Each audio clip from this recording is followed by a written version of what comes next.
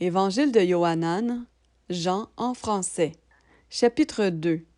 Et le troisième jour, on faisait des noces à Cana en Galilée, et la mère de Yéhoshua était là. Et Yéhoshua fut aussi invité aux noces avec ses disciples. Et le vin ayant manqué, la mère de Yéhoshua lui dit, « Ils n'ont plus de vin. » Yéhoshua lui dit, « Qu'y a-t-il entre moi et toi, femme? Mon heure n'est pas encore venue. » Sa mère dit au serviteur, « Tout ce qu'il vous dira, faites-le. » Or, 6 jarres à eau de pierre étaient posées là selon la purification des Juifs, contenant chacune 2 ou 3 mesures. Et Yéhoshua leur dit, « Remplissez d'eau ces jarres à eau. » Et ils les remplirent jusqu'en haut. Et il leur dit, « Puisez-en maintenant et apportez-en au maître de table. » Et ils lui en apportèrent. Dès que le maître de table eut goûté l'eau devenue du vin, or, il ne savait pas d'où cela venait, mais les serviteurs qui avaient puisé l'eau le savaient bien, le maître de table appelle l'époux et lui dit, « Tout être humain sert d'abord le bon vin, ensuite le moindre, après qu'on s'est enivré.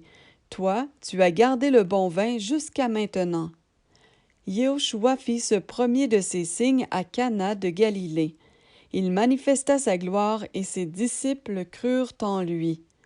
Après cela, il descendit à Capernaum avec sa mère et ses frères et ses disciples, mais ils n'y demeurèrent que peu de jours. Et la Pâque des Juifs était proche et Yéhoshua monta à Jérusalem. Et il trouva dans le temple les vendeurs de bœufs, de brebis et de colombes, et les changeurs qui y étaient assis. Et ayant fait un fouet avec des petites cordes, il les chassa tous du temple avec les brebis et les bœufs. Il dispersa la monnaie des changeurs et renversa les tables. Et il dit aux vendeurs de colombes, « Ôtez ces choses d'ici, ne faites pas de la maison de mon père une maison de marché. » Mais ses disciples se souvinrent qu'il est écrit, « Le zèle de ta maison m'a dévoré. » Les Juifs donc répondirent et lui dirent, « Quel signe nous montres-tu pour que tu fasses ces choses? » Yéhoshua répondit et leur dit, « Détruisez ce temple, et en 3 jours je le ressusciterai. » Alors les Juifs dirent, « Ce temple a été bâti en 46 ans, et toi tu le ressusciteras en 3 jours? » Mais lui parlait du temple de son corps.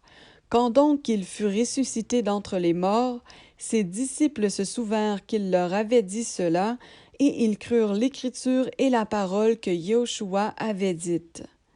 Et comme il était à Jérusalem, à la Pâque, pendant la fête, beaucoup crurent en son nom, voyant les signes qu'il produisait.